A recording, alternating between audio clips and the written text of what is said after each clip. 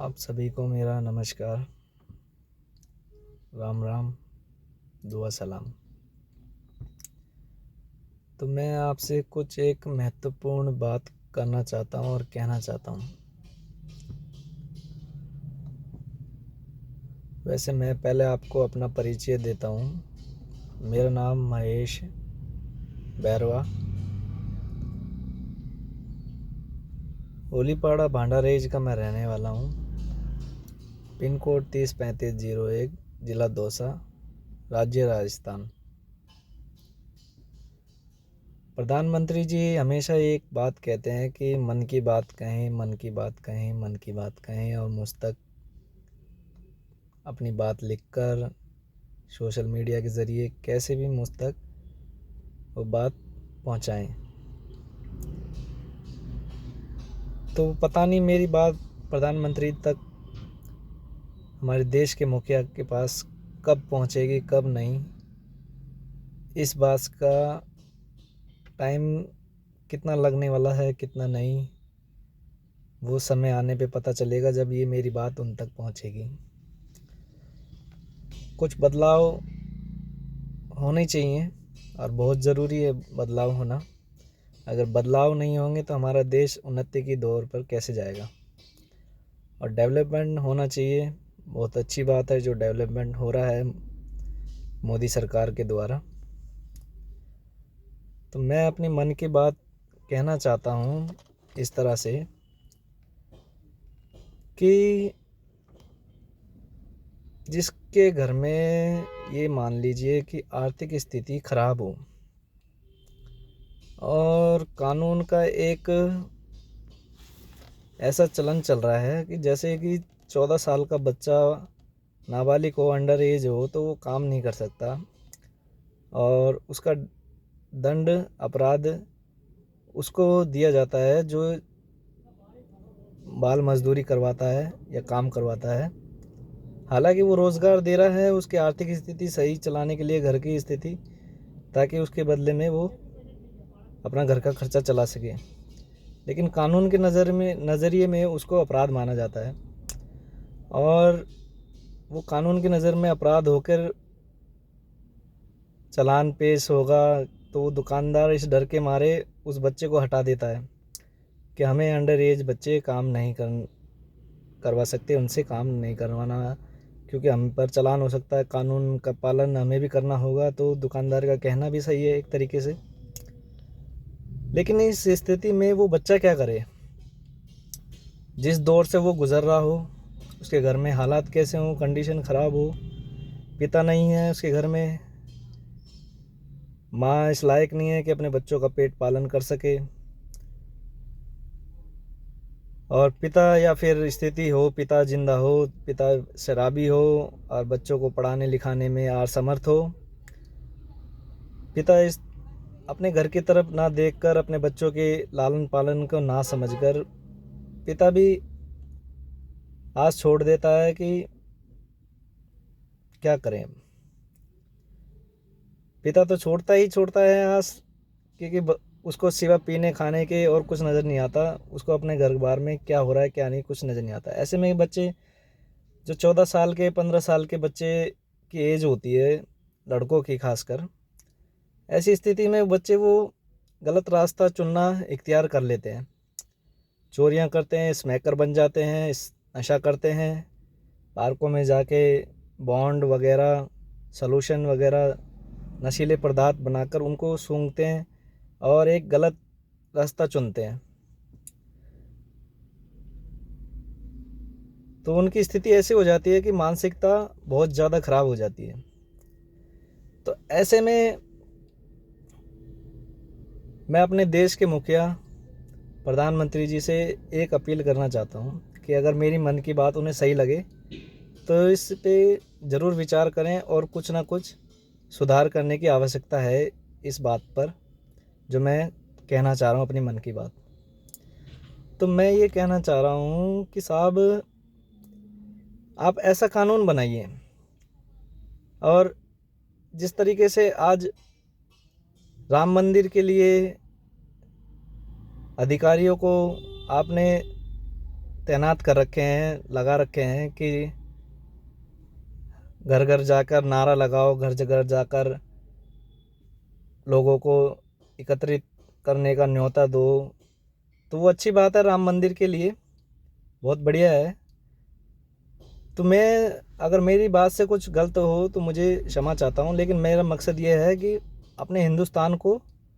एक दिशा इस तरह की जाने के लिए कि हमारा भारत देश उन्नति करे और डेवलपमेंट की दुनिया में एक विशाल भारत बन के उभरे। तो मैं कहना चाहता हूँ, जो पिछड़े वर्ग हैं, जो पिछड़े, जिनका लेवल बहुत डाउन है, उनके ऐसे बच्चों को, तो आप उनकी स्थिति ऐसा करें कि ऐसा विभाग, ऐसा कानून बनाएं कि उनके बच्चों के जब तक 18 साल के अंडर एज हैं तो उनकी मानसिकता बहुत ज़्यादा गिर चुकी है, बच्चों को पढ़ा लिखा नहीं रहे, तो उनको आप ऐसा करो कि चाहे वो जनरल हो, चाहे वो एससी हो, किसी भी कैटेगरी में हो, किसी भी कास्ट का हो,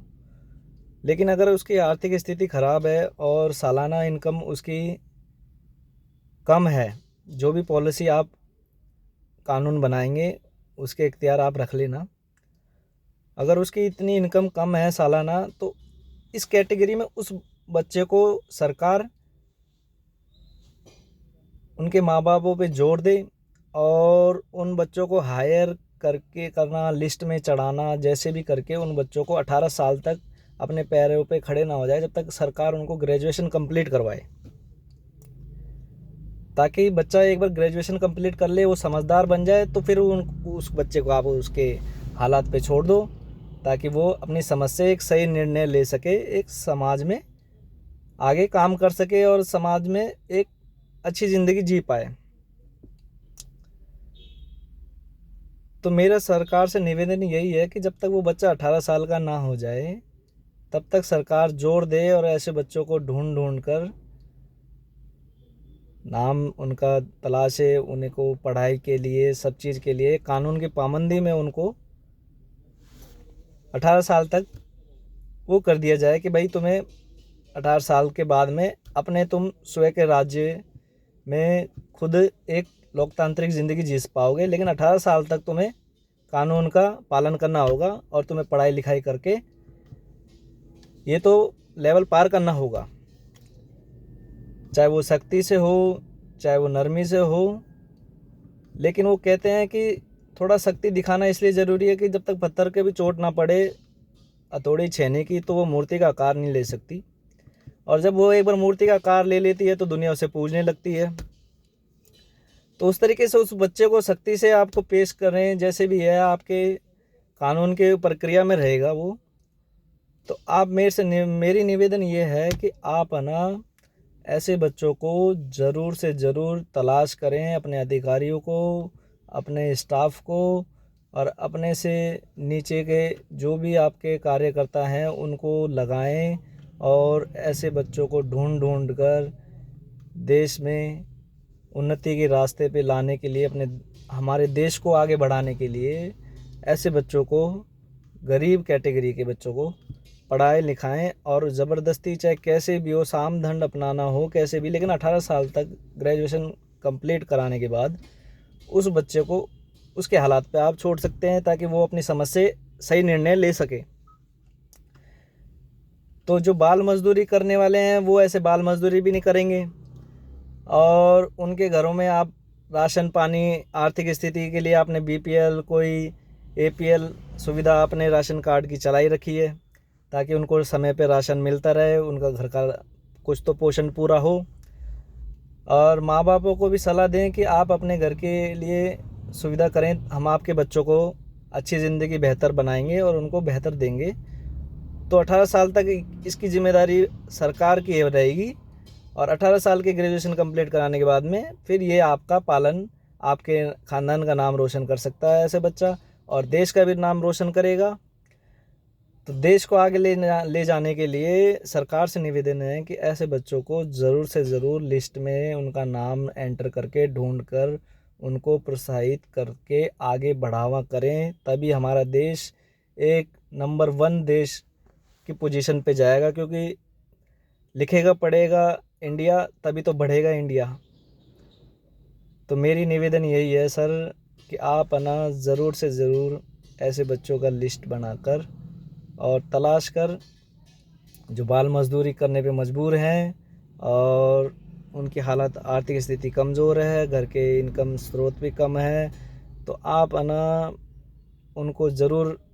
प्रेरणा के रूप में उनका सहायक बने, क्योंकि आप देश के मुखिया हैं एक तरीके से। तो मुखिया का ही कर्तव्य बनता है कि वो एक समझदार और एक ऐसे दौर में है तो वो ज़रूर अपने एक्सपीरियंस से नीचों को सुधार सकता है, बदलाव कर सकता है, सब चीज़ कर सकता है, वो रास्ता दिखा सकता है। क्योंकि जो रास्ता दिखाने वाला होगा तभी तो अनसमझ रास्ते पे चलेगा। तो देश के प्रधानमंत्री से मेरी यही गुजारिश है कि आप ये काम तो ज़रूर करें और ऐसा कानून, ऐसा विभाग बनाएं जिसमें पिछड़ा वर्ग का, चाहे वो जनरल हो चाहे एससी हो, वो अपने बच्चे के आर्थिक स्थिति के कमज़ोर होने के कारण वो बच्चा गुलाम की ज़िंदगी ना जी पाए। वो जिए तो शान से जिए अपनी ज़िंदगी और एक बेहतर ज़िंदगी जिए। ये गली गुचड़ों में स्मैकर और नशे पते करने वाले बच्चे इसी तरह मजबूर हो जाते हैं, क्योंकि वो उनको कोई रास्ता दिखाने वाला नहीं रहता। क्योंकि उनका जो खुद का घर का मुखिया होता है उसको सुध बुध नहीं रहती कि हमारे बच्चे किस रास्ते पे जा रहे हैं और हम खुद किस रास्ते पे जा रहे हैं। तो कानून बनाएं ऐसा और ऐसे बच्चों को ज़रूर से ज़रूर तलाशें, उनको ढूंढें और उनका एडमिशन करवाएं और उन्हें बार बार स्कूल टीचर से उनको कहें कि ऐसे बच्चों को ढूंढ कर लाओ और उन्हें पढ़ाओ लिखाओ, एक अच्छी ज़िंदगी बेहतर बनाओ। जितना वो पढ़ाएंगे लिखाएंगे टीचर को रिवॉर्ड मिलेगा, तो टीचर को भी इंटरेस्ट रहेगा। तो कुछ ऐसे रखें स्कीम सहूलियत ताकि समाज में एक प्रेरणा भी रहे और वो बच्चे अच्छी ज़िंदगी जी पाएँ। धन्यवाद। मेरी बात अच्छी लगी हो तो इस पे ज़रूर गौर करिएगा साहब। और जो कुछ मेरे गलत लफ्ज़ अगर मुझसे निकले हों तो मैं क्षमा याचना चाहता हूँ। बाकी मेरा मकसद यही है कि हमारा देश उन्नति करे और एक अच्छा देश बन के उभरे, डेवलपमेंट। धन्यवाद।